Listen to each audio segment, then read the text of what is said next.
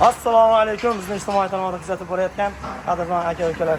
Ro'zalarni o'tkazib olib, inshaalloh ozgina bir nima deydi? Qiyinchiliklar, ya'ni ishlar yana sezon boshlanib ketdi.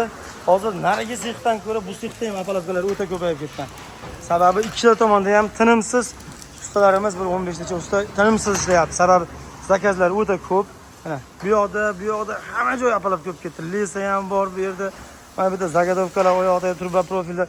Endi mana bu tomonda ham mana furutli 63liklar, 76lik, 63liklar, tepasi plankali 50liklar, mana ustakalarimiz bor ishlayapti.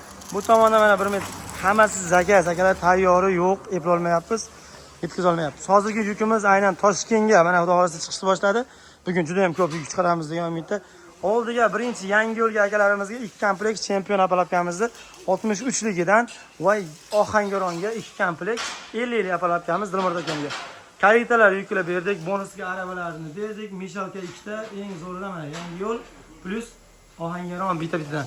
Aravalar 2 balonli birinchi chempion apparatni chiroyli qilib mana o'qlari, gaka syomnilari bular.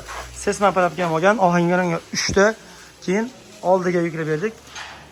Yangi yo'l degani. Shopir akam xudo xolasa chiroyli tarzda olib borib, topshirib egalaridan pullarini olib keladi.